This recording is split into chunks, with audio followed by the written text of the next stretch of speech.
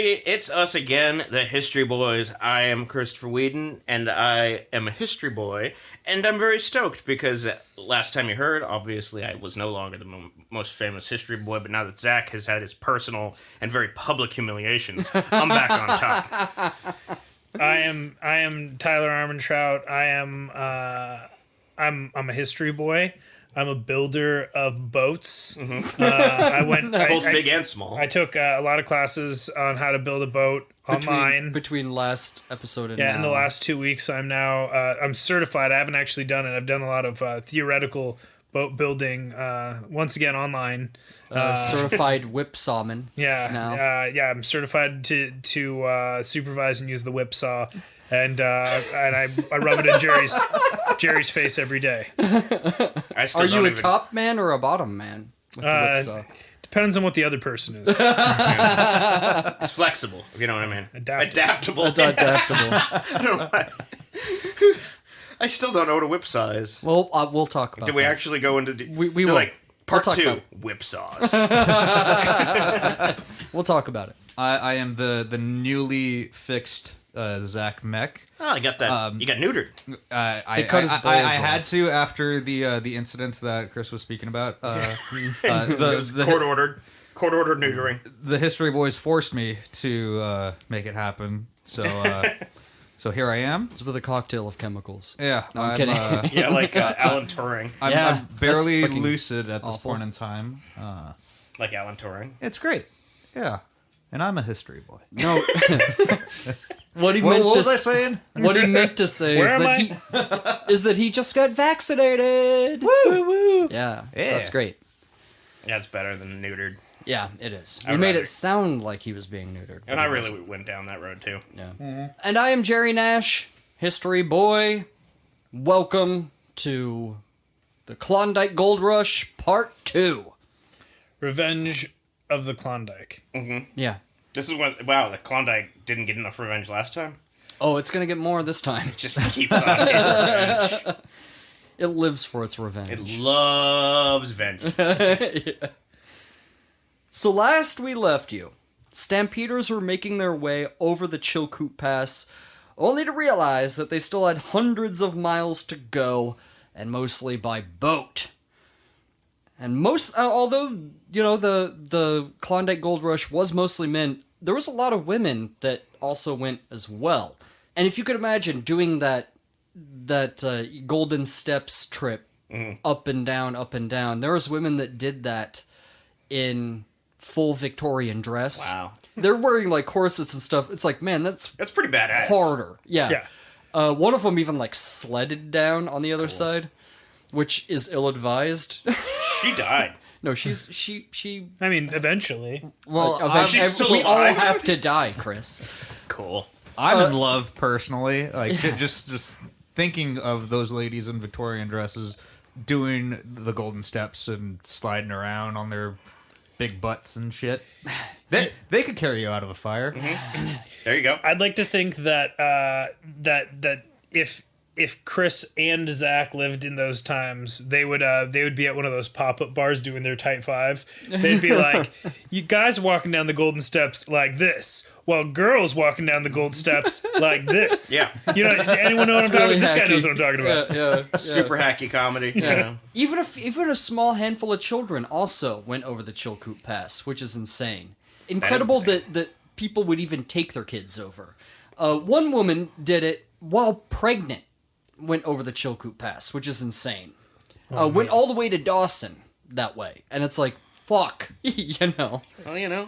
That baby is going to come out like tough as nails. Yeah, he's going to come out like Schwarzenegger. Yeah, smoking non-filtered cigarettes. That's what happened with Schwarzenegger. Yeah. His mom was going up and down the Alps. Yeah. Just walking up and down. It's true. Now, once the Stampeders made it back down the mountain on the other side, they had to go to Lake Lindeman at the headwaters of the Yukon. From there, they had to build boats by whipsawing logs into planks. I know. By using a saw pit. So what they would do is they would build almost like a log sawing scaffolding. Yeah, scaffolding. Yeah. So I know. That was part of the class. Yep. This is like such a Steve Brule thing. Like, I know. for your saw whips. So you would have to build a saw pit, or you would use one that was already there that somebody else built. But there was a guy that stood on top, and like the logs were up about 10 or 12 feet. So you could run the whip saw. It's basically a long 2-man saw, and you're sawing the logs lengthwise into planks. So like one log gets you like 3 or 4 planks, right?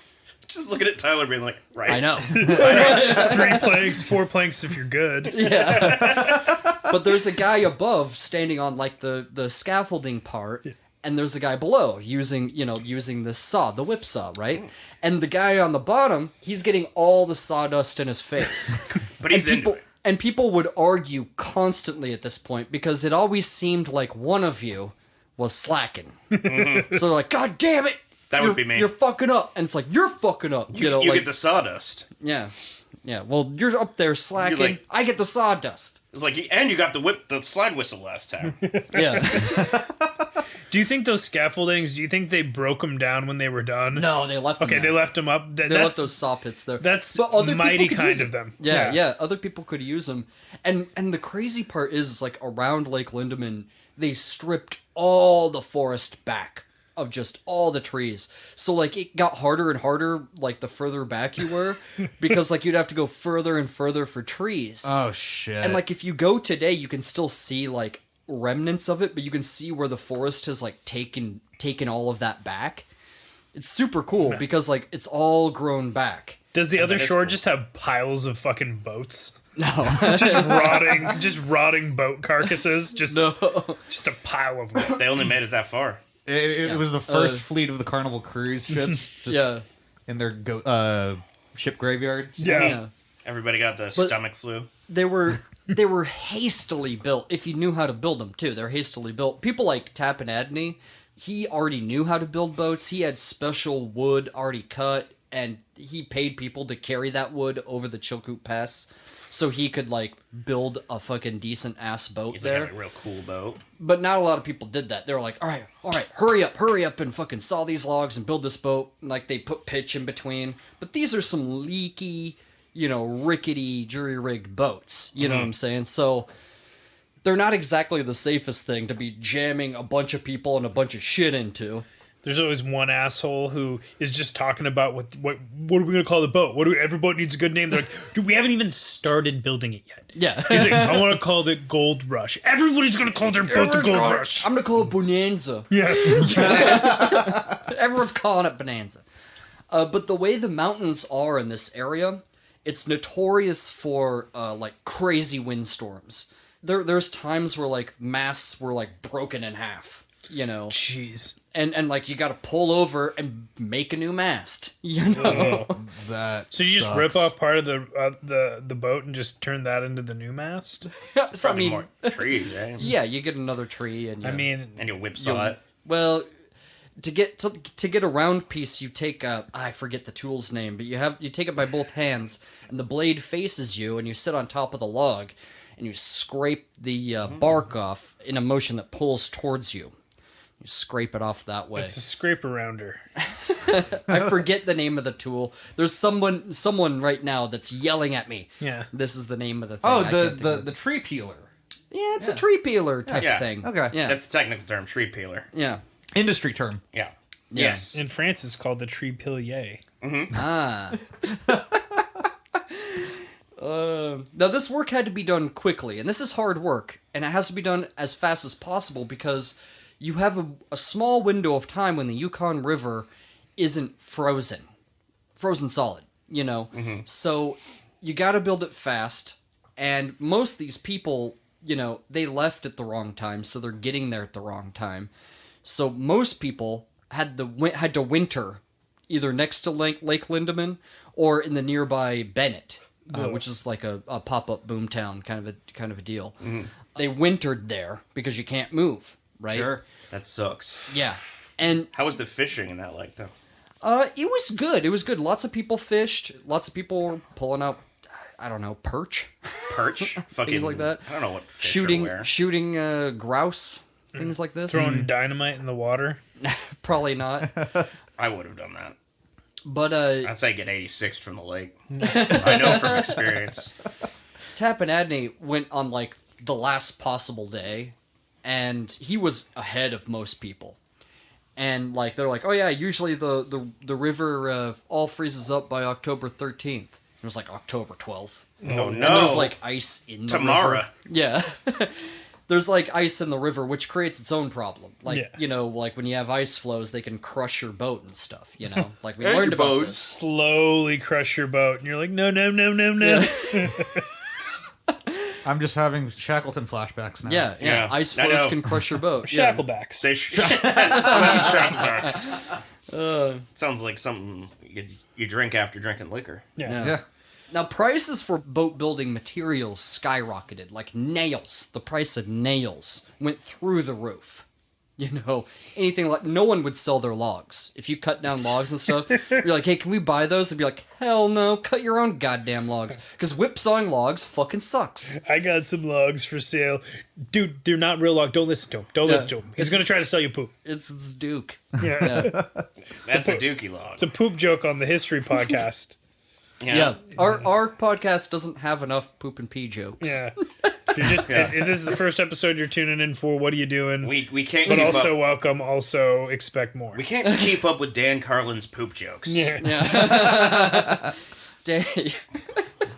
Dan the Poop Man Carlin. Yeah. And yeah, like I said last time, many of these stampeders were woefully inexperienced. Didn't really know how to build boats. They're building these ramshackle things. If you don't know how to build a boat in this time, you probably don't know how to be in a boat, you know, at this time. So they're in a boat.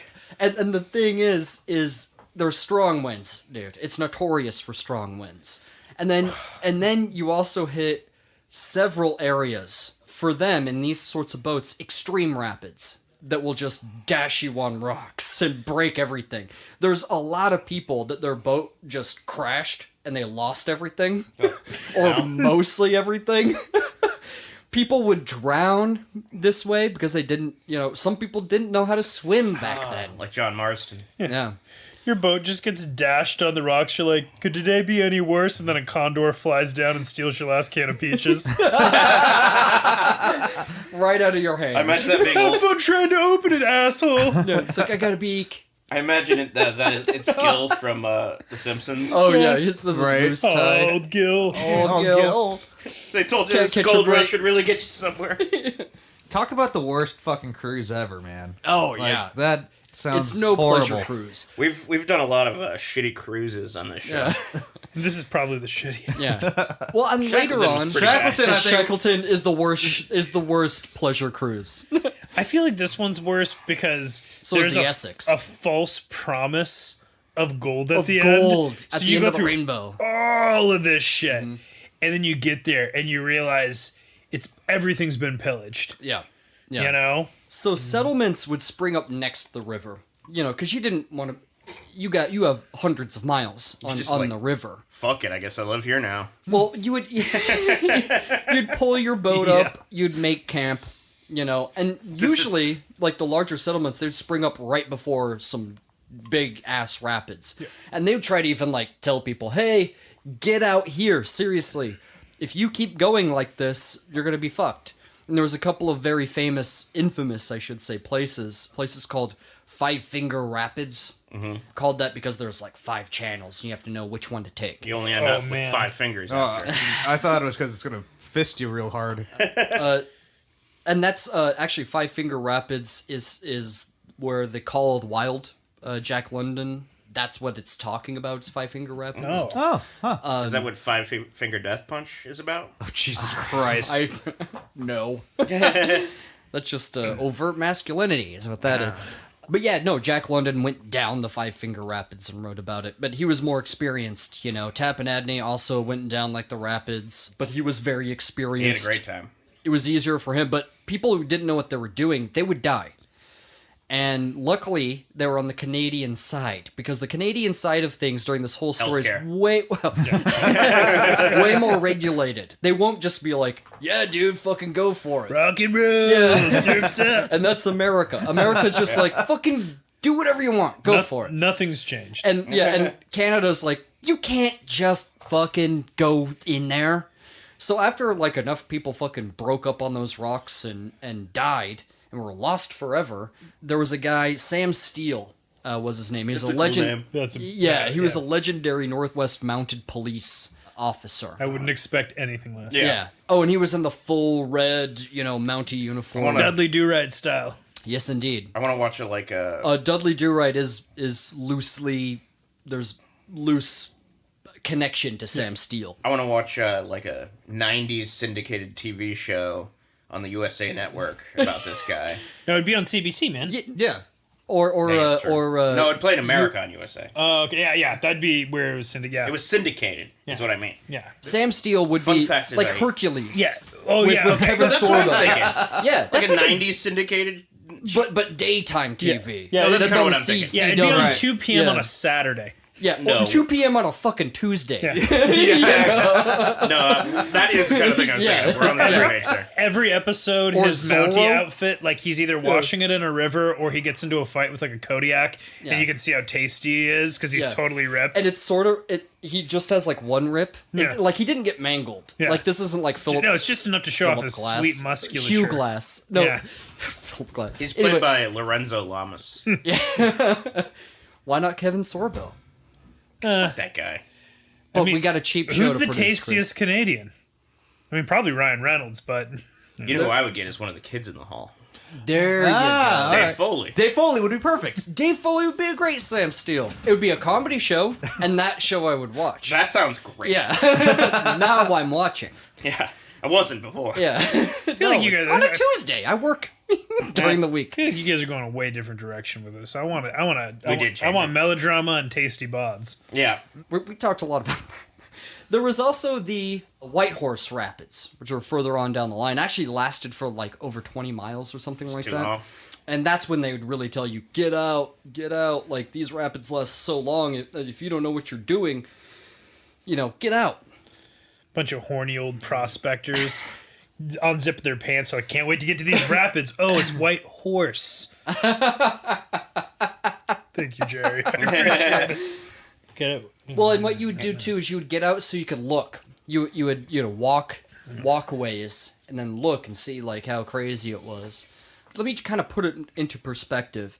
The Five Finger Rapids are considered Class 2 rapids, although places in it are Class 3. Mm-hmm. Okay? And sort of the same thing with Whitehorse Rapids, although Whitehorse Rapids are now pretty much gone because it was dammed. Yeah. The river was dammed. So there's really no rapids the way they used to be down there. How many classes are there? I'm going to tell you. I'm going to tell you all about the classes. Cool. And yeah, the Class 2 and Class 3 rapids can be made more dangerous with ice flows in them. If you can think about that with chunks of solid, ice smashing sense. into you, it's pretty dangerous. Sounds like classes in session. It's like giant rocks that float. Yeah. So when we talk about classes, we are talking about moving waters. We are talking about rivers, okay?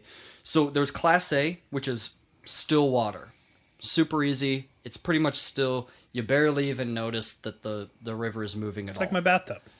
Yeah, but the river's moving, right? The water You don't is know moving. about my bathtub. Bathtub is You have a crazy bathtub. like if the you have bathtub. constant moving water. It's insane. You know that bathtub Paid from millions Nightmare for Before it. You Christmas can't see that the it. kids are and it's walking around? Oh, yeah. That's what he is. Bathtub. The Halloweenies kids are walk around in it. Oh yeah, yeah. Lock, Shock, and Barrel Yeah, were their them. names. Yeah, the one with feet. The Yeah. one with feet. I had a Clawfoot tubbed bath. I had a clawfoot tub. No, the bath tub is growing up. stationary. The water moves, Chris. Oh. That's hence my confusion. That's just because you have flames painted on the side. Makes the water go faster. yeah, looks like it's going fast. It's pulling ass around the backyard. Yeah. Then there's Class 1, which is easy. There's like ripples, it's moving quick. There's ripples in the water, but it's easy, right? Anyone can pretty much make it down it. Then there's Class 2, which is moderate, fast water, regular waves, but there's passages between rocks, right? It's fairly easy to negotiate, in between rocks and obstacles. That's Class 2. That sounds easy as fuck. It sounds easier than it is. I feel like at this point we could still navigate it. We could get in a boat and navigate it. I'll tell you the worst I've ever been in once I'm done. telling you about this. Okay. Class 3 is moderately difficult with numerous high irregular waves. There's rocks and there's eddies with passages that are clear, but they're narrow passages. You know, so like in Class 2, there's passages between things, and like that's the obstacle. That's the shitty part to get around. But in Class 3, those passages become very narrow, so you have to aim your boat and do it in the right way to get by them.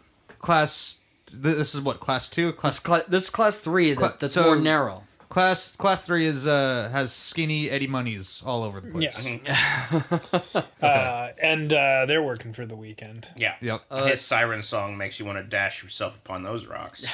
Class 3 is actually pretty intense. Like, if you were to look at it, it looks pretty intense. I'm scared of the idea of 2, and I was just trying to put on a brave face for you. I mean, let's go inner tubing sometime. Once you throw in the eddies, shit gets really complicated. Class 4 is difficult, with long and powerful rapids and standing waves. Oh. There's also souse holes and boiling eddies. What? So, Souse holes? I'm intrigued. So souse holes is where on the surface of the water actually runs backwards. And it plays Where the water parade runs music? and then the water runs underneath, runs downstream still. So you, all of a sudden, you know, it can be fun if they're not too bad, but they can turn you around and all of a sudden you're going sideways and it's bad. It's like that rat song. Round and round. Goes around. You got it. Yeah. I've heard this song. Fuck that song. Anyway. How dare you? Boiling eddies is like a really bad one they show in Agiri the Wrath of God, where like they're stuck in it and they just can't fucking get them out of there. Okay, yeah. That's kind of like that. You know, that's a really bad one. But yeah, boiling eddies. Boiling Eddies is also the name of Eddie Van Halen's failed soup establishment. Jesus Christ. That's Where you can order the eruption. Yeah. Oh. It's a boiling eddy. And they play like...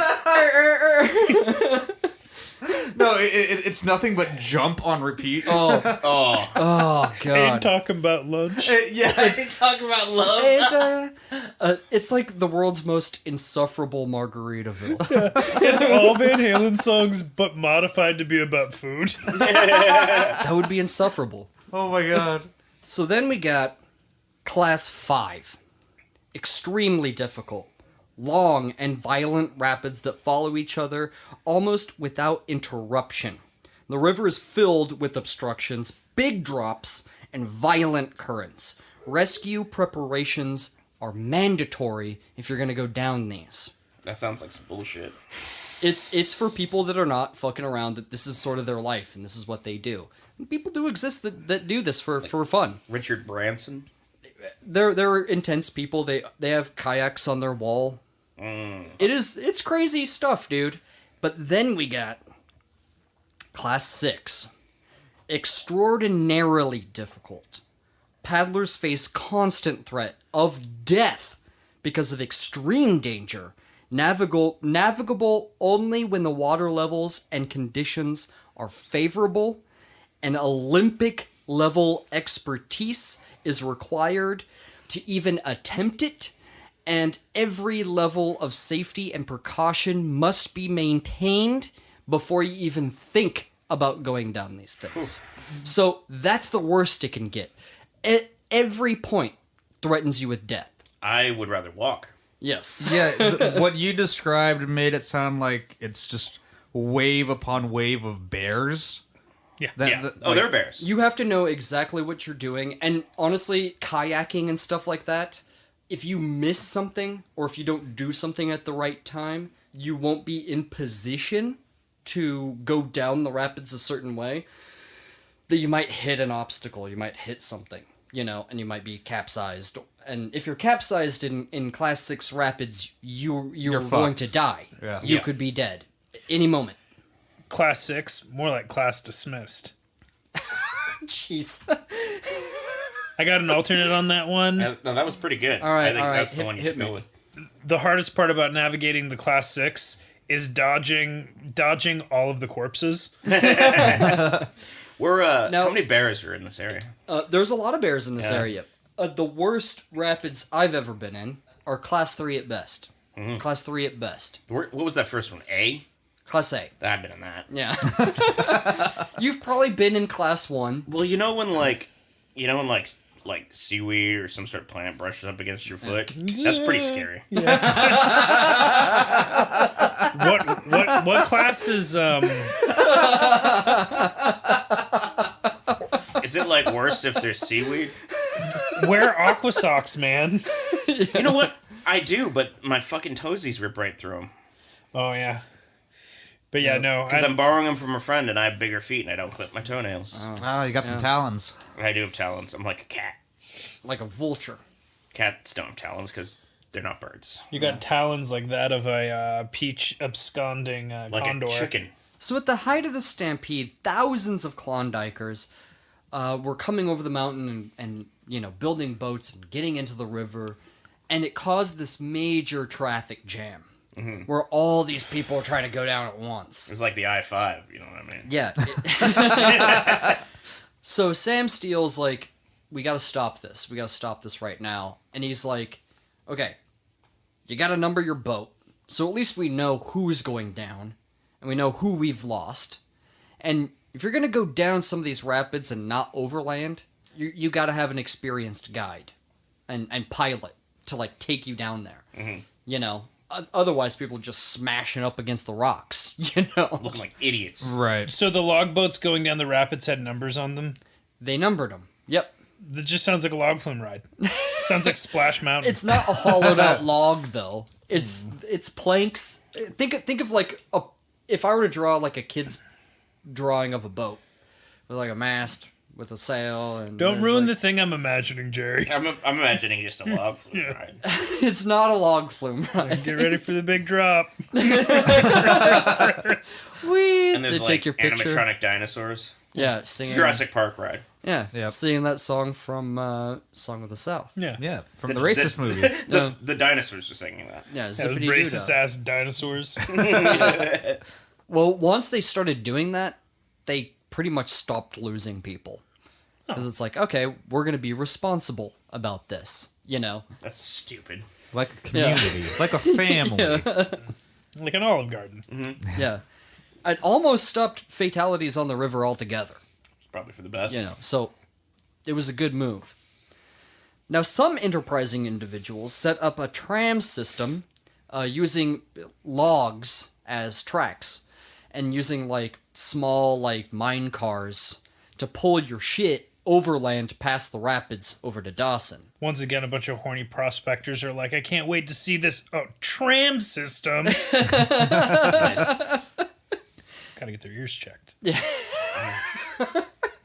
There was the race was basically on to build a railway to the Klondike. We're talking wacky races. Yeah, and there was even like a pop-up town that advertised itself. Hey, this is a safe way to get to the Klondike because there's a railway. But people would get there and there's no railway. So they just were fucked. So they just lied. Yeah, they lied. And by a certain time, the railway was built. And what they did is they actually bought the rights for these tram systems. And they were like, we're going to be the only way to get to the Klondike is this railway system. But you can still see the tram marks, evidence of the tram system today. So they built Which a is pretty tram cool. system. Is there They even built a gold trans- there still? Well, we're talking like late 1899. We're still in sort of think of we're still in 1897, 98 kind of a thing. I feel like there's like As time passes, there's more trams, there's more things to help get you over there, It's right? almost like a vacation. by the time you get to the no. end, like the last guy to do it is just like, this doesn't seem so hard. There's like roads and a tram system and all these free boats just lying around, and then he gets to the end and there's nobody there. Yeah.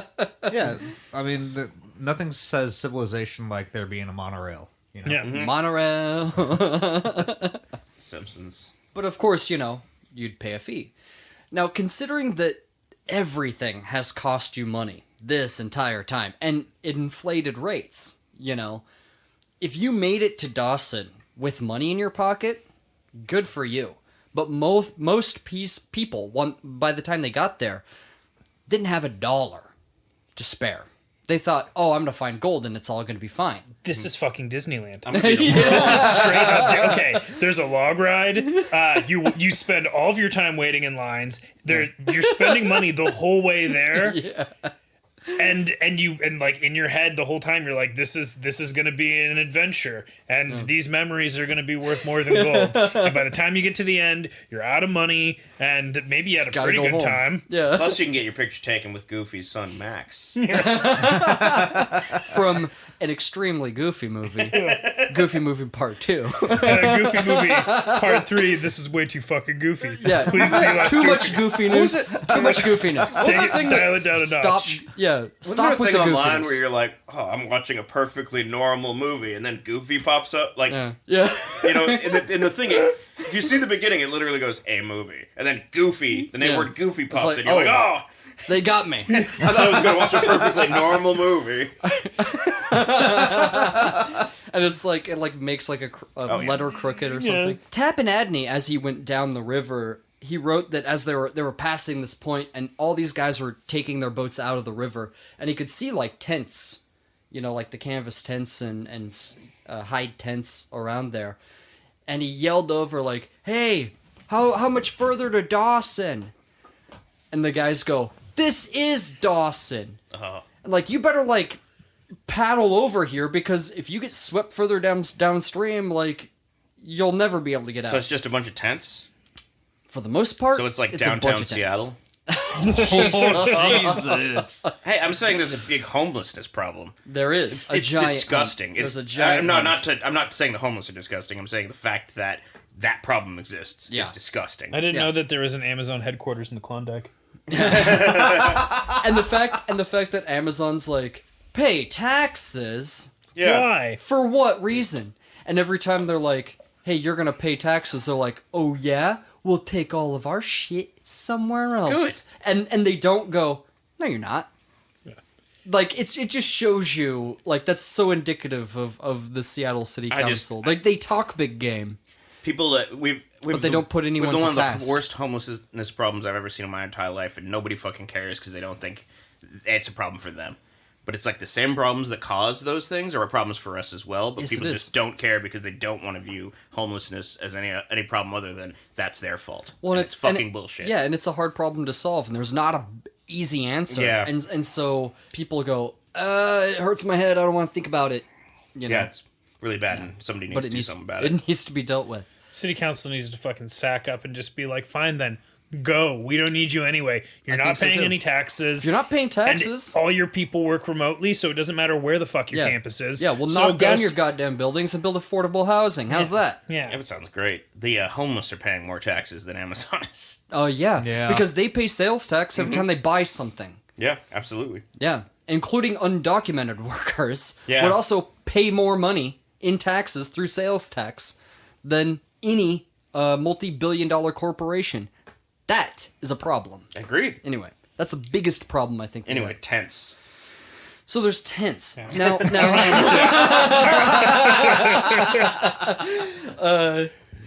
So Dawson City is located where the Klondike River meets the Yukon. So like the Yukon runs all the way up and then over and then down through Alaska and into the Bering Sea. Basically, I'm rushing through that, but basically that's what it is.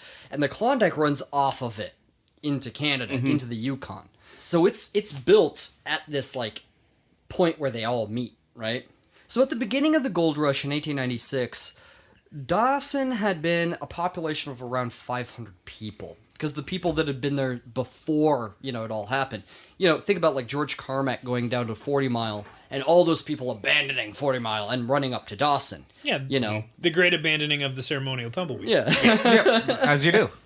So it's around 500 people. By 1898, the population boomed to estimates as low as 30,000 and as high as 40,000. From 500? from 500 in the span of 2 years. That's insane. Not even 2 years. I mean, that kind of people, all in tents, and maybe rudimentary log cabins and stuff. And the thing is like, you guys ever been to like a stay overnight music festival like Sasquatch or something like that? Yeah. No, but You know how close those tents are? Yeah. Even closer is what we're talking. Oh, everybody can hear you when you're doing it. All these tents are built, it's just a city of tents, pretty much hastily built tents too, that are really close together. And the price for some of these land plots to like build on, they would start early on, they would start around at $500 ooh, for the time. it sounds like one of those overnight Music festivals. Yeah. It's a lot of money to see pretty lights and, I don't know, Brian Regan. Well, yeah. But that's like, I don't know, how much is that in 1890s or in today's money? And you how much is it, Chris? 1890, I'll just do that. 14,000. Okay. Yeah. Yeah. So this is like, so $14,000 basically $14,000 in today's money to buy a plot of land that you plot big enough to like sort of find a place to sit on. Yeah, over 14 grand. Yeah, 14 something. But this was as low as it started, guys, because it would go as it got tighter and like things started to kind of go up. You know, you would start wanting to build something more substantial than a tent. So you'd build out of wood, again, hastily built with not a lot of materials, because it's hard to get shit up there. Yeah. These people just got there and they barely have anything. That's why it's so crucial to have supplies for a year, because if you went to Dawson expecting that they were just going to have food there, that was a big mistake, because as soon as people got there, they were like, there'll be food in Dawson. No. They don't get regular deliveries, you know? So prices for everything just went through the roof, especially with foodstuffs, you know? So, It's like Reykjavik. yeah. I was gonna say it's Uber Eats on New Year's Eve. Yeah. As time passed, though, especially if you're building on Front Street, which is like the main drag. It's like the main street. Yeah. Especially if you were building there, it could be as high as a staggering $20,000 In their time, which is over $500,000. Price on a bike. $500,000. Good thing you're going to get rich from all that gold. Yeah. Well, usually if you're building on Front Street, you're building a saloon, a dance hall, maybe like a general store or something like that to like sell shit, to be enterprising. And if I were you, that's what I would do. I would own that. Build a bar. saloon. Yeah. Yeah. Build a bar. Well, and there Build was a bar actually workshop. one female entrepreneur, and what she did is early on in the gold rush, she built it was like a bar, like a general store, something like that. And she kind of like left it alone, and like during Bar, the height, general store, and shooting range. yeah, right. And during the height of the gold rush, she just sold it at like a crazy markup and made like a shit ton of money on just selling dope. it. Fucking good for you, girl. It's in a book. It's called Women of the Klondike by Frances Backhouse. This is actually a really fantastic book. The thing is about this book is there's literally dozens of stories about women who went to the Klondike. So like most books will be like, it was mainly men, and then they skip over it, right? No, there's so many like harrowing stories of women going to the Klondike, and this book really details it. We are not going to have time to go into all that. I'm skipping over most people right now. Mm-hmm. So many people went to the Klondike that were famous. And as we do more episodes, we're going to run into people that went to the Klondike. Oh, cool. Oh, it's a callback. So we'll have a lot of callbacks to this Was to Roscoe these Conkling episodes. there? No, It's going to be the... he was already dead. Oh. Yeah. If only French Pete was around. Yeah. Yeah. Klondike Cinematic Universe. But yes, I highly recommend Women of the Klondike, again by Frances Backhouse. So many stories in there, and it's a really great book. Please read it. It's really good. So of course, you know, the really enterprising people that got there and realized that all the claims had already been taken. Like a full year beforehand. You know, they got there and they're like, all the like the old sourdoughs were like laughing at them. They were like, you came all you people came all the way up here for nothing. You fucking idiots. Yeah, like all the best claims along the Klondike were already taken a long time ago. It's old guys with fresh hot bread taking huge bites. Just like, stop mocking me with your bread, old piece of shit. That really was a very specific image. It was. Have a little sourdough. Eating like a baguette of sourdough and just laughing and laughing. And I can't help but imagine John C. Reilly doing that. Oh yeah. You know, to me, it's like a fat Robert Mitchum. All right, that works too. I'm picturing like a Brian Cox, but doing an American accent, Okay, yeah. Okay, yeah. or Brendan Gleeson doing an American accent. Oh yeah, Brendan Gleeson. Yep, that's Or the cast of Troy, I guess, because I've just been Yeah. Brad Pitt. Yeah, Brad Pitt is tapping Adney. I don't know. Okay. Orlando Bloom. Oh, he is in that. Yeah, Yeah. It's not a good movie.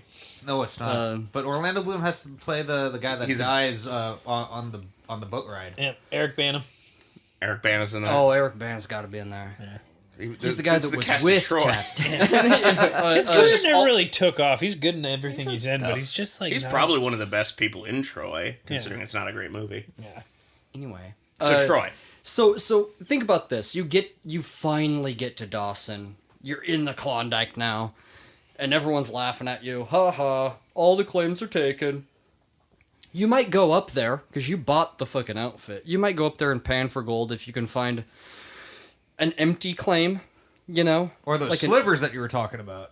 Yeah, but those have pretty much been eaten up already as well, because we're talking about like 1898 right now, late 1897. Let me all at those them fractions. slivs. Yeah, all those fractions are pretty much gone. There was 2 women that actually beat a man to get a fraction of a claim. They beat him to death. So what happened is that they disputed it. They disputed that the women's claim on it, honestly, for no reason. All the evidence lies with the women. They did what they needed to do. They staked the claim, and they rode to the nearest town, and they registered their claim. But I guess a guy who had abandoned that particular claim had promised it to some other dude. Oh, and motherfucker. all he did was like go, "Hey, that was supposed to be mine," and they were like, "He's right." And it's like, no, that wasn't just supposed to Something be tells me his. that if they weren't women, it wouldn't have gone down. Exactly. Yeah. They only did it because they were like, women can't dig that gold out of the ground, and they were like, Absurd. we came over the goddamn Chilkoot Pass to get here. Of course, we are going to dig out that Like that. gold. Made her of harder stuff than I. Well, and the thing is there's so many people in Dawson that are there with nothing now and have to make a fucking living somehow. Chopping wood is the easiest but low paying, or it's the worst but low paying job you could get, but easiest job you could get. Sure. You could sign on with somebody who has a claim and be like, "Hey, I will work your claim for you as long as you give me like a cut." I'd just be a bartender at the saloon. That's Yeah, what I'd right. do. Yeah. And then there was people that would they would invest their money into a claim. But then again, the claim may not come to fruition, so you could lose everything too. Yeah.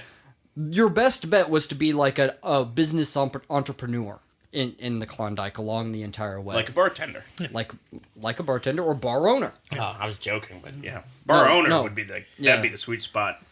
Yeah. Imagine all the crazy personalities that come through your establishment. Yeah. But just imagine all the bodies that you would have to bury. Because there's going to be a shooting. Well, that's the reason why. Well, if you're not going to own a bar, That's why they've opened up the own shooting the range. coffin shop. The your saloon, coffin general here. store, shooting range, and coffin shop. Chris's all-purpose coffin shop and shooting range. Get measured for a coffin today. It's like if you pass out drunk, we'll measure you for a coffin for free. Yeah. Hey! Because you spent a lot of money. Yeah. You had to get that drunk. And usually, like, at these dance halls and saloons, the way, like, these miners would pay is in gold dust and nuggets and stuff. So there was people that straight up said, "Hey, I will work for free. And all I want is I want to be able to sweep the floors after, and I want anything in there." So there'd be people that would, like, sweep the floors after a night and, like, pan it for gold. And they would find gold on the floor because That's- people would pay in gold dust, and of 'Cause course the dust falls out. you know? Drunken idiots fucking dancing Yeah. around with their little tiny bits of gold they found. Yeah. God. Another thing that they would do is they would get like their hands kind of like greasy. Yeah. They would inspect your gold and whatnot, and then as they did it, they'd get it on their hands, right? And they would rub their hair with it and get it in their hair No, that's a solid move. and hide gold in their hair. And then when they took a bath, which, you know, whenever they could take a bath, they would basically pan their bathtub for gold. That's genius. This is like some Yeah. desperate, like... Well, and the thing is like you would have to pay, you know, tax and stuff on the gold you found if you wanted to bring it back into America, right? So there was one lady that had her hair all done up. It's way from Goodfellas with like the diamonds. Oh, yeah. She had gold nuggets in her hair. You know, people just trying to skirt the system, you know. That's awesome. So saloons and dance halls started to pop up in Dawson, you know, and they're rudimentary built. They grew over time, of course, as years go on. It became a happening party city. And as like more women started showing up to Dawson, most of the time like with their husbands, but there was a lot of instances where, you know, women with no family just looking for something else in their life went and were able to go with certain groups and parties, because that was something again that happened a lot. Is you would meet people that are on the way and you kind of team up with people. Yeah, That makes happened sense. all the time, and it happened with women too. There's actually a really funny story. I'm just gonna. This is a sidebar, but there's a really. It's not haha funny, but it's like, Makes you of think. course, yeah. So there was this woman. She had no living family. She went to the Klondike. She was looking for a way, you know, up in there, you know, with people.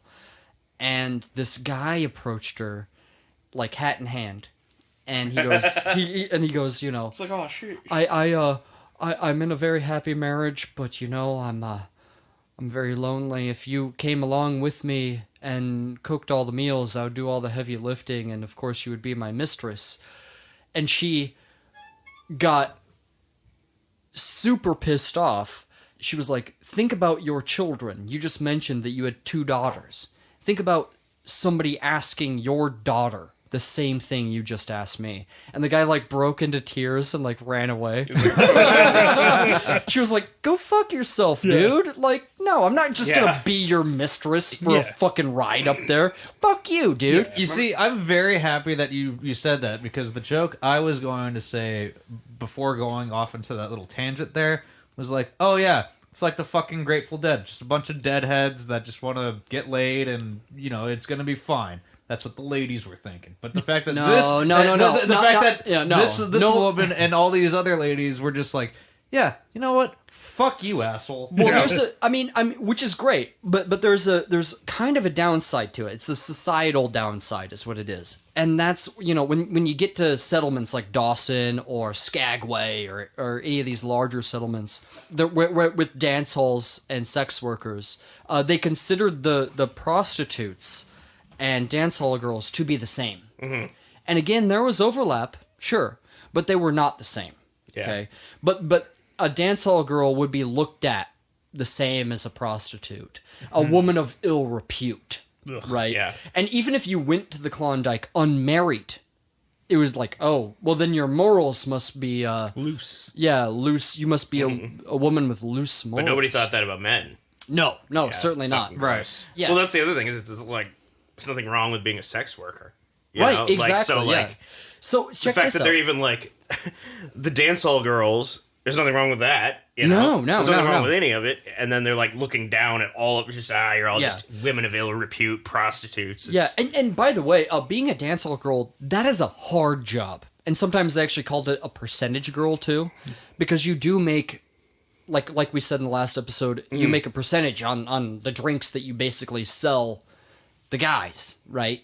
And you milk the people that are actually mining for gold, right? Right. And that's how a dance hall girl makes her money, is for the percentages. So again, sometimes called a percentage girl. But these are 12-hour days sometimes, sometimes even longer than that, of dancing to every song you can. So you're dancing over 100 songs a night. That has to be exhausting. I'll bet they're And drinking like quote unquote booze every single time, you know. Right. Imagine the shin splints. Ugh. Oh god! It must have been tiring, you know.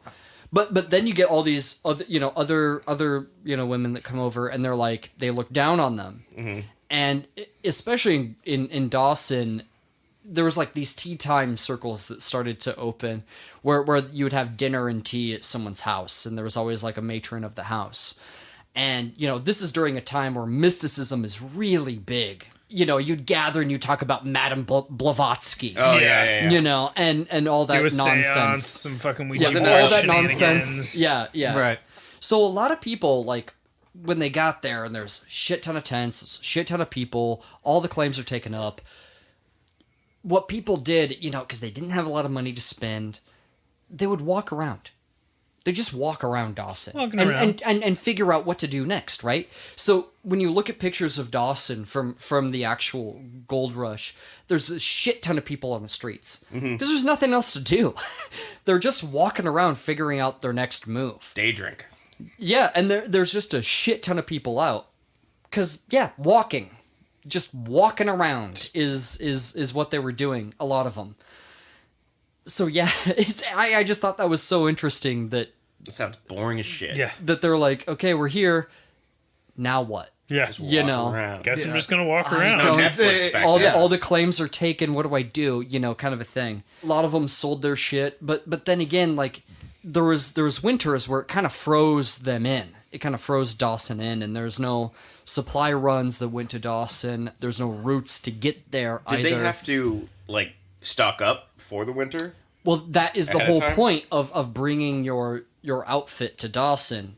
The 1 ton. Is that you would have enough to last you through one of these winters. But again, people were trading things, people were buying things off of each other at crazy prices. So what ended up happening is people didn't bring enough, or enough people didn't have anything, that food became scarce. Well, it sounds to me like there are people who are kind of over this whole gold rush thing, and they're just kind of living in Dawson, right? Yeah, that did happen. These people, like, those are the people I'm talking. They probably have to stock up, right? Like for the winter. I mean, if you knew what you were doing, yes, but a lot of people didn't. So, tons of people died of malnutrition or of scurvy. A lot of people died of scurvy. Yeah, one of McDonald's up there. No. Yeah, 'cause McDonald's will keep you from scurvy. Well, if you get the orange juice, Yeah. It's true. you got to get there for breakfast. There's actually a certain type of... It's 11:01. I'm going to die of scurvy. I gotta get to McDonald's post-haste. No, there's actually certain trees that do carry vitamin C. Pine needles. Yeah, that true? Yeah. It's a certain That's type of interesting. pine. Some of them are actually poisonous. But Just what they eat would... them all and play that Russian roulette. Yeah, right? But what Eat they them all would... and let God sort them out. They would make tea out of it. But the thing is what they didn't realize at the time is the process of making tea out of these things strips away all of the vitamin C. Oh, So Jesus Christ. You'd be better off to just eat it. And now that's gross, but you wouldn't die of scurvy.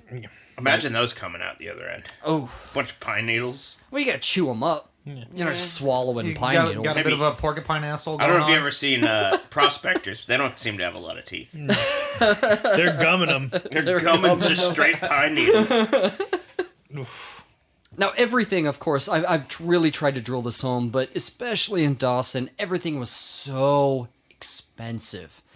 So expensive. Like, having pies and cakes in Dawson, like, may as well have been, like, I don't know, caviar, or, like, the most expensive food you could think of. Well, that's only because when you tried to unheard cool them on of. the windowsill, they'd freeze. Yeah. You get a kid stealing them. Yeah. Or packs of mosquitoes taking them away. Oh, yeah. And yeah, especially in the winter, you're completely cut off. Completely cut off. But when you have 30 to 40,000 people in a tent city like Dawson, I mean, all sorts of stuff are going to go wrong. I'm waiting for the cannibalism. Oh, dude, it won't go that far, but it's going to get pretty bad. So one big thing about Dawson is that it was incredibly unsanitary. Nice. They didn't have infrastructure at all No to speak of. bidets. They didn't have sewage. They didn't have any sort of garbage plan. So it stunk and it spread disease. Epidemics happened in Dawson. All sorts of disease But spread they weren't very even wearing quickly. masks. No, they weren't. They should have called up Rome. Dysentery fucking central station. So one of the biggest improvements in their quality of life is when they started just taking the garbage and dumping it in the river. Yeah. You know what I was actually And going I'm to say? serious, As that's a what they joke. did. That's what It's they like, why did. didn't they just dump it in the river? That's what they And did. you're like, no, they did that. And one thing that they just... they must have just not realized or didn't care, but the Han people have lived in this region for hundreds of thousands of years. I'm sure They're they like, all of a sudden our river is fucking polluted, you know, and we kind of count on this river. But they totally polluted it, and it was... the was native disgusting. view of like white European Americans or whatever of just being these gross disease. Disgusting. Everything they touch just turns to shit. Yeah, they're always sick and shitting pollution. everywhere, and That's the reason why Dump in I'm their really trash. surprised when I brought up dynamite fishing. You're like, they weren't doing that. I'm like, really? no, they really weren't. They just didn't have any dynamite. That's probably what it was. No, yeah, you don't want to mine gold with dynamite. You know, there was someone just looking at the water, just being like, "Man, I wish we had some dynamite. We'd be eating good." They may have honestly shot into the water. They could have done that. Jesus which Christ. rednecks still do to this day. Hand me my fishing pole. I've seen people do it, and I don't like that. They're not my friends, but I've seen Not people. anymore. They were never my friends, so I don't want to be anywhere near them. That method lacks technique. That's the most I'll say. Yeah, especially seeing it like this pristine, amazing lake and stuff. You see that kind of shit happening. It's pretty offensive. Anyway, they just dumped it in the river, and of course it pissed the Han people off, but they didn't care. You know, they didn't care about any of that once they were up there. And because they were so packed together in tents and stuff, Dawson was incredibly susceptible to ravaging fires that would consume, like, the whole city.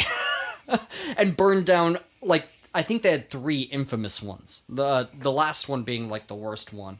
Where, like, it burned down, like, 117 structures or something like that. Like, Do the tents count as structures? I think so, and They it just must. burns uncontrollably. Everything is flammable, and it just burns uncontrollably.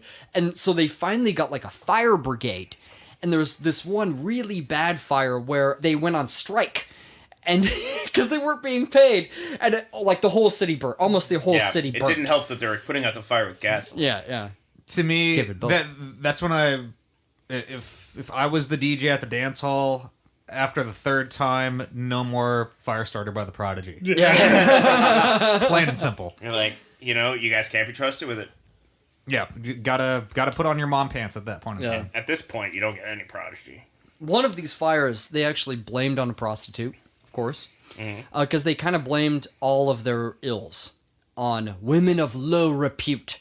And this included prostitutes and dance hall girls. There's one thing I know about sex workers, they be starting fires. Yeah. And the reason why I'm saying, like, prostitutes versus dance hall girls I get it. is because there is a difference. They were lumped in together, though. Because there was crossover, but there is a big difference. Right. You know what I mean? So this is how they considered them in this day, you know. But it was blamed on this this one prostitute in particular, even though the evidence after they, like, examined everything, the evidence pointed to the fire starting in a different place and not her room. It had really nothing to do with her, but she still got blamed. Well, she shouldn't have been smoking those long cigarettes. Cigarellos. Vagina slimes. Capris. But yeah, like, they're like, it's her. It's this woman of There's ill- no ill way it repute. could be Kerosene Joe with his leaky lantern. Yeah, dancing around with Yeah. 2 gas cans just pouring behind him. I feel like I fought that guy in many video games. Yeah. Oh yeah. Metal Gear. It's got to be one of them. Yeah. Borderlands for sure. Yeah. Right. No, he's got to come in. He's got to come in and be like, in war, everything must burn. That's my philosophy. And then you have to hear him talk about it for 20 minutes after you kill him. Yeah. That's Exactly. about right. So Sam Steele, of course, because this is Canada, he's like, prostitution is the biggest problem that we have. here not the in fires. Dawson. Yeah. Yeah, Sounds like yeah. fires are the worst problem you Yeah, fucking and have. everyone's just like, oh, women of ill repute. There That's would our biggest problem we have. It's not the fact that we're unsanitary and there's too many people not a here. We bunch don't of- have the infrastructure for this. It's not a problem that we're just shitting directly in the river and Yeah. fucking starting Right. fires. And because the thing is like they sort of, on the other hand, considered sex work as a necessary Well, evil. the men need it. Yeah, as the a women are necessary. still As a necessary. fucking assholes. Yeah. Well, and they were only providing, a service for a need that sprang up. That is capitalism. Can I just say that I love the fact that they're like, oh, these prostitutes are a problem. They're like, well, we need to get rid. Well, don't get rid of them. No. Whoa. So what Sam Steele did is he goes, every time I find a prostitute, I will fine her, and that will go towards like the city's coffers. So it's almost like a tax. It's almost like a tax on sex work. So all of these hoity-toity business owners that were like, it's such a problem, had no problem, using the tax dollar to make Dawson a more livable city. So that sex money went to, It's basically tax. Yeah, it Right would. now. It would. Yeah, it's Making Dawson more livable. Yeah, That's how. Yeah. That's how fucking society works. Yeah, but they were like, yeah, prostitution, big problem. so They're like, I mean, I see a prostitute for sure, but I'm a man. I need it. But Look, my prostitute, I know that she's in the good, she's in the clear. It's great. I already vetted her. Your prostitute, My prostitute. the one I visit, But is it like a doctor? Yeah, exactly. Exactly. I have insurance. yeah. I have a prostitute card. Ah, shit! I'm late for my appointment. She's gonna be pissed. I'm not going to hear the end of it. Yeah, need to go see a specialist to get something drained. I just, Jesus fuck. it's my Nice. knee. I got a Fuck. referral. Well, I want to make one thing very clear: is that prostitution is not the problem. Sex work is not the problem, and even the need for sex work is not the problem. It's always been there. It's the way society looks upon sex workers that Absolutely. is the problem. I just want to be crystal clear about No, that. I absolutely. If society demands sex work, then stop being such a fucking hypocrite and fucking and That's exactly look what I'm after saying. your sex workers. It's like the same people who are visiting the sex workers are the ones complaining about them being the problem. Yeah, they act all holier They than only thou. exist because you're going to see them. It's like a Mormon in a liquor store at 12 a.m., Yeah. Okay. which exists. Yeah. Trust me. Growing up in a predominantly Mormon town, the liquor store is a place where you'd get these guys in like hats and sunglasses, and they'd go in at like 12 a.m. and they'd buy like some liquor and it's then like- leave in the cover of night. It's like Captain America trying But to hide. they're a fucking no, holier no. than thou Mormon guy that stands up at your grandpa's funeral and tells him he's not going to go to the fucking highest level of heaven because he smoked. Fuck you. Oh, almost like it's it's almost like this is. It's personal almost like my situation. life. Yeah. it's the same guy that goes to that liquor store and is buying like whipped cream vanilla vodka, and mainly he's ashamed of buying such like a 16-year-old like drink, Yeah. and he's like in his 50s, you know. Yeah. The only 16-year-old drink I want to have is like a Glenlivet, Glenfiddich. Yeah. You know, There like you go. maybe like a Lagavulin. Glenn Goyle, Glenn Ross, Yeah, you know, if it's got Glen and it tastes Glen like The malt, whiskey's I for probably am closers. gonna like it. seed of Chucky. Glen or Glenda. Yeah. There was even a boarding house also started by a woman, but it was started on a island in the middle of the river near Dawson, right? No bridge. So- just that's how you tested the kids. Well, shallow enough you can get across. It's called Lady Island. There's an island. She built a log cabin in the middle. It was going to be like sort of a boarding house. You know, weary travelers coming, you can stay here. You got a warm bed, right? Mm-hmm. And maybe like a hot meal. What's up with boarding houses? It's like a hotel where like an old lady brings you your breakfast. Well, you come downstairs. Yeah, okay. You're She's in your not own bringing room. it up to you. Like Yeah. It's like not a B&B. Okay. well, like the bars in Skyrim. Yeah. How there's like rooms upstairs, but you come downstairs to the table in the morning and eat breakfast. Just a hotel. It's a boarding house. And behind the bookcase, they're talking about dragons down there. Yeah. There's like a secret meeting hall for Yeah, like yeah. murderers and stuff. Yeah. That's Skyrim. Anyway, so she opened up this small boarding house, a very small log cabin. Because if you got empty, warm beds, people are going to want to pay to stay in those warm beds. I mean, that is just a commodity. A warm bed is a commodity. The only problem is that this island that she built this on was called Louse Island because it was infested with lice. Oof. Infested with lice. So, I hope she stocked up on peanut butter real good. Wait, lice for peanut butter? Yeah. For your scalp. yeah, no, you do it to get rid of the lice. Oh, I thought like if you ate enough peanut butter, you wouldn't get. Never mind. Just keep going. Do kids still get lice? That never was a Oh, thing. yeah, When I was yeah. a kid, that never happened. Oh no, it definitely happened where I was from. Where Yeah. you're from, I'm sure. Yeah. Yeah. I grew up in blue states. Us peons, us peasants. You lesser than. Yeah. Trump voting pieces of shit. Whoa. Not back then, not in the 90s. Get him, Chris. In the They 90s, probably people voted for seem Clinton. people seem to have like, hey, let's, be discerning. Let's know who you're voting for. Let's not just jump on some rabid bandwagon. That's how it used to be, honestly, until 2016. Yeah, if you look at 2015. how the country voted when Carter was elected, it's actually pretty surprising. Idaho voted for Carter, I totally believe it. and that was the last time they were blue. Anyway, that's a story for a different day. Well, it's because they thought that Carter would give them some peanuts from their farm to mash up and put in their scalps. Yeah. Because they were riddled with lice. They got a lice problem. Yeah. And particularly that story from a different day is when we do the history of Billy Beer. Yeah. Let's just go back over the numbers here. 100,000, an estimated 100,000 people struck out for the Klondike. An estimated 30 to 40,000 actually made it there. So that's a third about Right. actually made it to the people that started. And from them, 2,000 of them actually hit pay dirt. And from there, a couple hundred, maybe 200 actually struck it rich.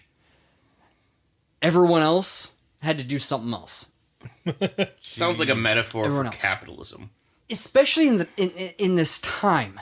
And this is unfettered capitalism, with no Regulation or... This is right before the progressive era, where they started to rein certain things in and be like, hey, you can't just do this and that. You can't do whatever you want, guys, because that will fuck shit up. Yeah, you and know? that's or the real people problem. will die because we have no regulated press.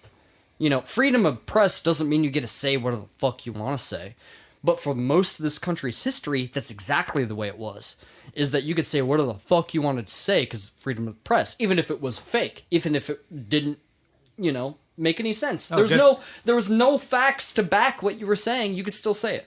Good thing that doesn't happen anymore. Yeah, Yeah. right. Yeah. It's We almost- still deal with this problem.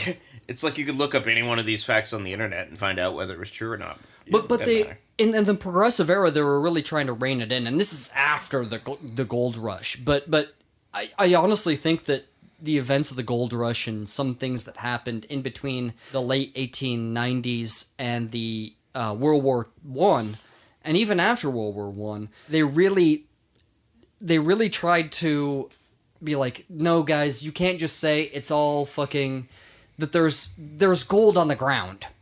You can't just say all this stuff because people die.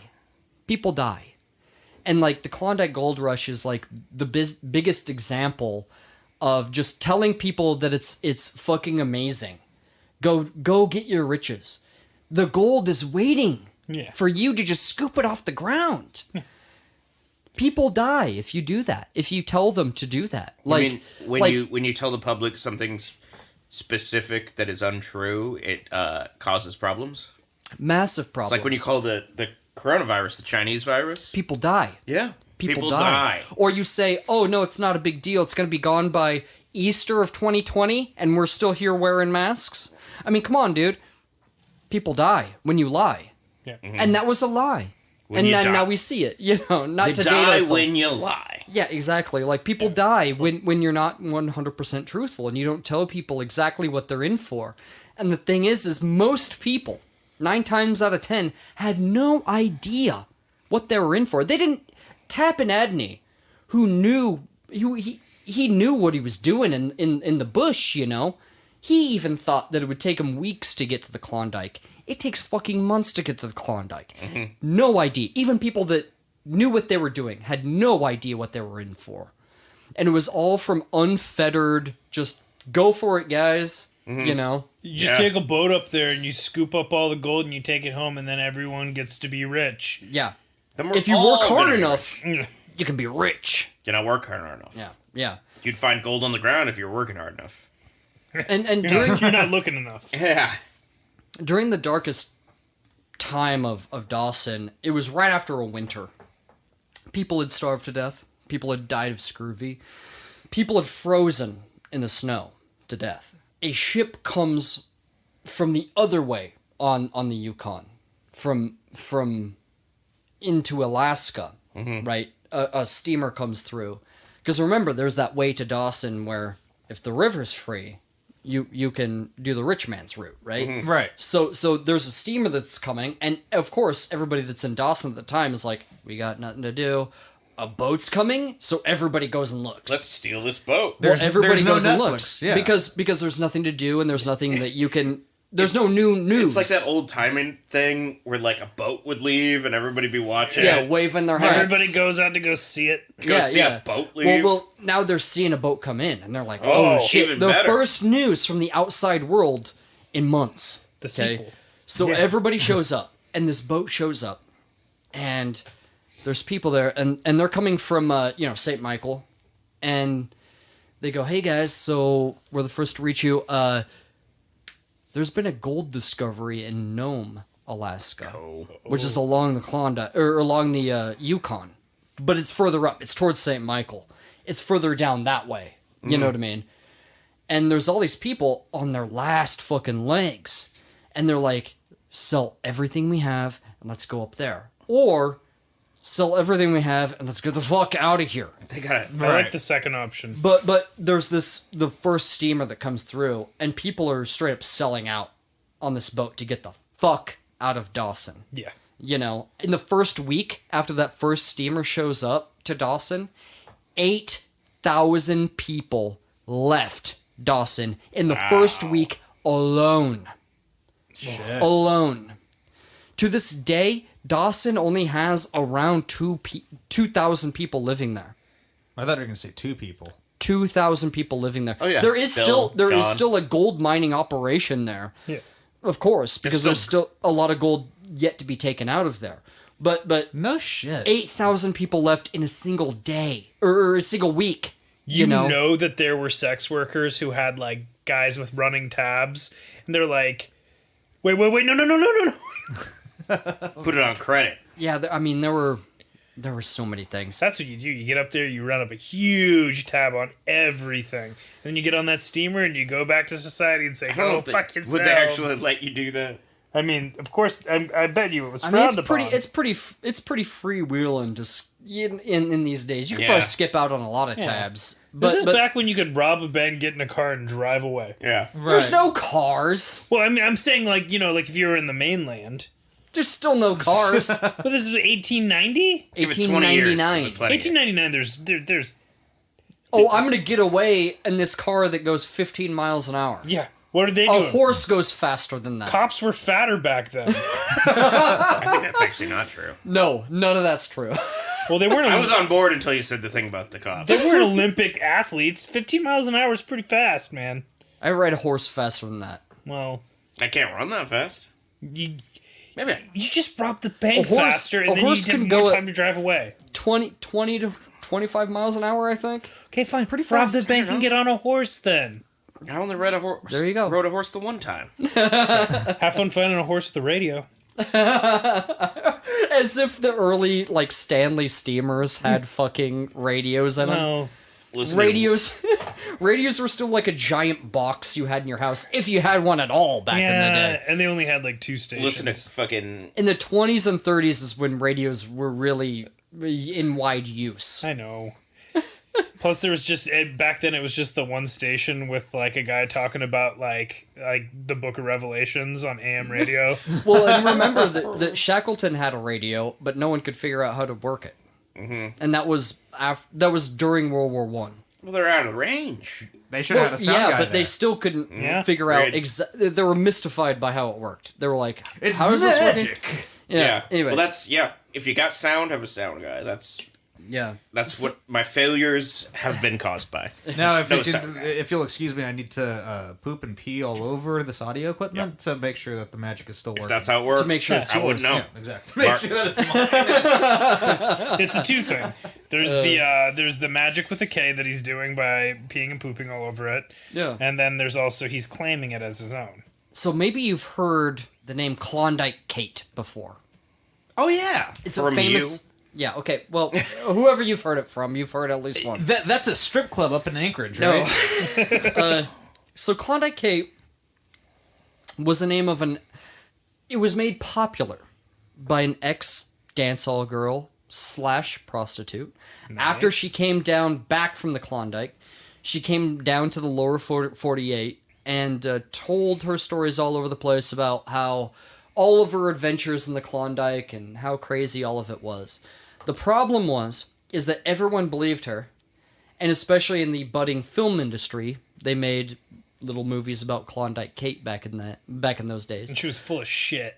She was, because there was an earlier woman who was like sort of a pioneer of Dawson.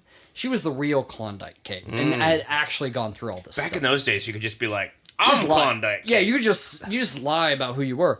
Yeah, so that's sort of a story for a different day. Klondike Kate's very interesting because Klondike Kate is technically two people. Mm-hmm. That's very interesting to me. There's a couple of things I want to just end on. Mm-hmm. Tourism was the Klondike was the first time tourism was a thing. Ever? Pretty much. So people went up to the Klondike as a trip, especially rich people. Like, remember when I talked about Martin Van Buren's niece? Mm-hmm. Right, And her friend, they were these rich society women. They were from the Daughters of the Confederacy. They went up there with way too much stuff. They were slumming. And they were slumming, but they went with way too much stuff. They went to dance halls, but because they were respectable women, they didn't actually go inside the dance hall. They went inside goodness like gracious. a false room and watched what was happening. That's way And there creepier. and there were, but they got a kick out of seeing like how the peons live, how the jacked peasants, off. how the peasants. I'm so glad that you said it. Yeah, it was totally like a peep room, like a peep show. It's like Porky's. Yeah, They're like there was Anthony one. Perkins in Psycho, just fucking jacking off, looking at him through a little hole They in the wall. they thought it was great fun So to see how the lower classes lived. I guess there was actually one. Because they drank all night, too. They had a good time. You got but to. there was one bartender that brought them a bunch of these percentage tokens. And they're like, why did we get these? And he's like, because you earned them. Because he thought that they were percentage girls. Oh. And when somebody was like, dude, you done fucked up. They're not that. They're these rich society women that are like a tier or two above percentage girls. Yeah. He's like, oh my god, and he like apologized profusely to them, and they were like, no, it's a great, it's a great souvenir to have. Yeah. And it just shows you like how almost knowing like the amount of suffering during like the early days and like the desperation you would have to go up there and actually seek a fortune. It's insulting. Yeah. To get somebody who's super rich and goes up there just to look at you Yeah. and knows at any point that they have the money that they can just go home. Yeah. And you don't. You could make it all the way to Dawson. All the way. You could. And then half the town would burn down and all your shit's fucking gone, and what the fuck are you gonna do now? Ugh. Wow. You sunk hundreds of thousands of dollars into this. And all of it's gone. What are you going to do now? And then you got these two little ladies that are just simply, and I'm going to use probably the term that they used, they were simply titillated when they were confused for being dance hall girls. A little bit. And like they went up to Bonanza Creek just to look. And like they panned, didn't find anything, but they thought it was good. Oh, isn't this fun? Oh, This yeah. is such quite a joy, isn't it? Yeah. It's such a joy, It's Father. literally it's the 19th century equivalent of doing it for the gram. Yeah. Yeah. It wasn't everybody. It was those two, but it wasn't everybody, and it was definitely not all women. Most women were wives. Let's face it. Most of them were or entrepreneurs with, again, true grit. But yeah, and there's plenty of different ways how shit panned out. But the thing is after 1899, and it all kind of went down, people just really moved on real fast. And they kind of like almost tried to forget it because it was sort of a frenzy. And they kind of realized how ridiculous everyone was being. Yeah. Plus With it like the sucked. gold fate. Yeah. Yeah, with the gold fever though, and the fact that everyone got to Dawson and realized there was no gold there. You know, like they just kind of wanted to all just forget it. So they all moved on. So a lot of this information is still coming to light. And we have done a very cursory, smooth over the top of the entire Klondike Gold Rush. There's so much to this story and so many people in this story. But one thing I do want to end on is our old buddy George Carmack. Oh, yeah. Siwash George or Lion George Carmack. And if you remember, his wife Kate Carmack, she was actually Tagish. When he struck it rich and went down to Seattle with his money, he actually took a picture of him and his young family. And if you look at Kate Carmack's necklace, she has gold nuggets on her necklace that George insisted she put on. But George, again, he didn't want to be considered one of the native people anymore. Like, again, gold changed him. And gold changed all of these people that struck it rich or saw the light in their eyes, you It's know? like the third Hobbit movie. Yeah. Some with white people in gold. Yeah, and it changed him so much. Like, he used to be this very down-to-earth, honestly, good man. But gold changed him so much. He put up Dawson Charlie, his family, and Skookum Jim and Kate in the Hotel Seattle. He put him up there, and he went back. And he was doing his own business thing, and left him there. Kate, with her drinking, she got in a lot of trouble. Was she And- just always at the Central? No. But she got in trouble for doing a war dance drunk as fuck in the hallways. Nice.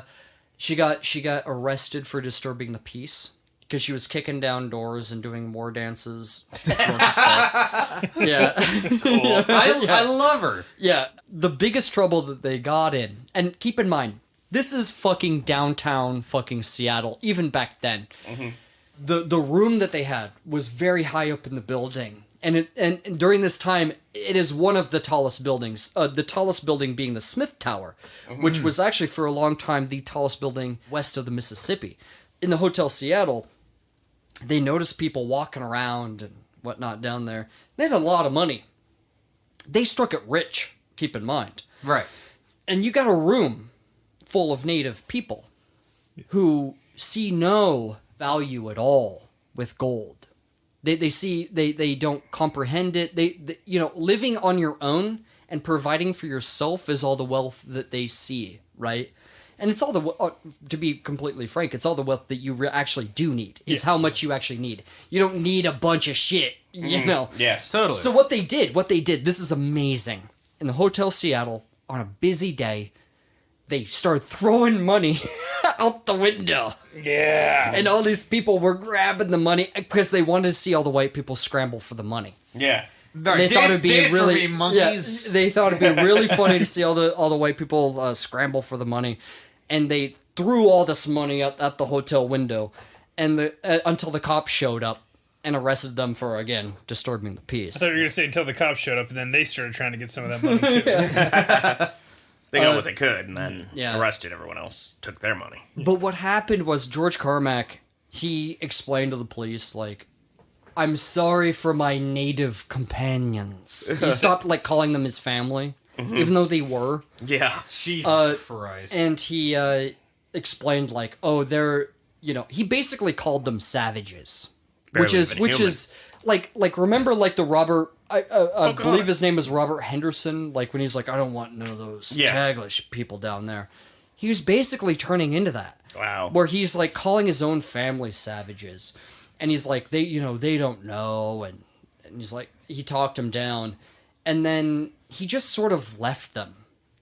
He like left them alone. He just stopped spending time around them. His daughter and his wife and daughter saw none of George Carmack's wealth. He didn't give them a penny of any of it. They were left to fend for themselves. They actually went back up to the Klondike where they were from. Yeah. He married another woman Wow. and forgot all about them, and they never saw any of that money. She was there in the beginning, you know what I mean? Piece of work. Yeah. George Carmack, for me, like reading about him it's like, wow. What, like, he starts out as like kind of a cool dude, and like he turns into a good man, and then the second he finds gold, he turns into a massive piece of shit. Right. Right. You know, and that's par for the course for all these people. Like, this gold fucking turns white men into fucking animals. You know what I mean? And it's true. Well, there you go. You guys think I'd be mean if I got gold? Yeah. Yeah, You? Yeah. absolutely. You're already mean to me. Oh, you're so mean. So, secret ending. Oh. Ooh, bonus content. Yeah. It's like a track that's like silent for a long time, and then there's more. Yeah. So, in Skagway, Alaska, there was a man, and he ruled. He was known as the uncrowned king of Skagway, Alaska. Cool. And this is the subject of next time's episode. The next episode. And his name was Jefferson Soapy Smith. Oh. Yeah! And we're going to talk about him next time. Soupy Sales. Didn't he have But like yeah. a puppet or something he played with? No, we're going to talk about all about Soapy Smith next time. But it's all about the Klondike Gold Rush, and it's about the people that took advantage of people that were seeking gold along this trail, Real basically. conman. Yeah, Wow, and starting in Skagway at the very beginning. So Wow. Soapy didn't actually have to go anywhere. He just He was had like, his wow, at the beginning. Came to him. Yeah. Well- We'll talk all about it. I feel like I learned a lot. The Klondike sure was a crazy adventure. I'm Tyler Armentrout. Oh my god. I'm a history boy, and I had such a great time learning about history today, and now I want to start my own bar up in the frozen north. 10 out of 10. I'm Christopher Whedon, and I also would like to start a bar in the frozen north. What would you call your bars? History Boys. Fat dogs. That's better. Fat dogs. Why? Why fat dogs? Because you could have a cool fat dog on the sign drinking some suds. He'd have sunglasses because even though it's cold doesn't mean the sun don't shine. Yeah. Fat dogs. I would go to Fat Dogs. Except that it's in the fucking Klondike. I am Zach Meck. I am also a history boy. And I am Jerry Nash, history boy. Thank you so much for listening, as always. We just can't thank our listeners enough. Be sure to follow us on all the social medias. That's Facebook and Twitter and the Instagrams. I think we're just at HistoryBoiz or at HistoryBoiz Podcast. It's one of the two. B-O-I-Z. Yes, B-O-I-Z, all one word. Be sure to tell people that when you tell your friends about our podcast. And of course, we would like you, if you could, if you have no money to give to our Patreon, that's totally cool. Just give us a 5-star review on Apple Podcasts. That would really help us out. So, speaking of Patreon, we got a new Patreon, pal. Ding, ding, ding, ding, ding, ding, what? ding. Woo, woo, woo, woo. Thank you so much. Bust out the nipple tassels for Amy. Amy. Thank you so so much. much, Amy. She's a super homie. Amy is a friend of the show from the beginning. Yeah. Love her to pieces. She is great. We appreciate all your support, and now we appreciate your Patreon support as well. Again, Thank you so much. Again, that Patreon money literally goes to the show continuing. It pays for our subscription to keep us on all the platforms that you listen to us on. And it also pays for research material, which is fucking fantastic. Yeah, So your money is going to a good place. I can attest to this. I think it's safe for me to say that me, Chris, and Tyler are sick and tired of, or were sick and tired of Jerry coming up to us, like, 3 dads and a baby, asking us for, research money. And it's just like, you know what? this book? We asked you guys? We already bought you a book. Jerry always held me by my ankles upside down and shook me till all the coins fell out, put them in a burlap sack, and took them to the bookstore. Yeah, Klondike Jerry over here. And Chris, I'm more afraid of, so I just steal out of his wallet. Yeah. When he's not looking. That sounds about right. Well, he's quote unquote asleep. Well, he's shitting. Yeah, that's what I was thinking. I do leave my pants outside the room. Yes. So. Well, That's the ultimate dominant move. I take my pants off before going in there. Stands up, takes off his shoes, folds up his pants. He's like, I fold them neatly. it's to keep the press. we're like, could you at least leave your boxers on? You're like, no. I folded them too. Yeah. And now I'm going to make a poopy. I still have the shirt on. Yeah, Porky Pig in it. Yeah, Porky Pig. I'm Porky Pigging it with this Spider-Man t-shirt. But yeah. We have a couple of shout-outs, too. Yeah, thank you so much, Amy. Really appreciate it. We also want to shout out our friends down in Salt Lake City, Cold Storage. No, sorry, what exactly is cold storage? So, Cold Storage, every Saturday night at, I believe it is 8 p.m. Central Time? That's Rocky Mountain time. That Rocky Mountains, Salt Lake City Get some of time. that Coors Light. Yeah. Oh, yeah. Except for... anyway. It is a Twitch stream of DJs performing various styles of electronic music. And I listened to the Halloween one way back, and it was fucking incredible. Oh, yeah. Can't recommend it enough. Yeah, honestly. DJ Rodan actually played a Nights Are Up song, and I was like, what the fuck? Hey, that's my boys! Yeah. Nice. So it's spelled Cold Storage. The O in cold is the 0. Everything else is spelled regularly. In cold. Yes. Cold So I had it backwards. Storage. I had it backwards. I know, but I also repeated it many times. Wrong. Yes. So Cold Storage, C0 Old Storage. Over on Twitch. Check them out. It's super fun. Every Saturday nights. Yeah, it's always a fucking party and a great time and great fucking DJs and killer fucking music. And then personally, I just want to say happy birthday, Mom. It is her 56th birthday today. Happy birthday, Zach's mom. Happy birthday, Miss Zach's mom. Mrs. Mac. Yeah. Not Mrs. Mac, but Oh, I thought you named your dog after your mom. yeah. Yikes. That wasn't intended to be an insult, but Jesus really Christ. did sound like one. There's this thing that happens on social media all the time. It's talking about, some of your favorite podcasts that are kind of like us. You know what I mean? And I just figured that there was a couple that are indie podcasts that they're all different types of shows, and they're good in their own way. And I just kind of wanted to mention some of our friends here that are doing great jobs out there. I think you might enjoy them. So I just want to shout out these names. I'm just going to go through it really fast, guys. We don't have a ton of time here, so I'm just going to go, Murder Bucket, fantastic true crime podcast. Check them out. Yes. Body Count Pod, big friends of ours. Give them a listen. They've been they've been supportive of us since the beginning. So give them a listen. What's Her Name podcast, fucking fantastic podcast. What's it called? What's Her Name podcast. It's about I was gonna do a who's on base yeah, situation. who's on first. Yeah, no, Who's on first, yeah. Fantastic. And all of these that I'm going to mention, because it's Women's History Month, are female-led podcasts. So we are the History Boys, of course, and we are unsurprisingly all male. If you want to hear a history podcast that has female perspective, which I couldn't recommend more, follow some of these. Okay, that is That's why I'm doing this. Not only are we all male, we're all straight, and 3.5 of us are white. Yes, exactly. So expand your fucking horizons. Come on.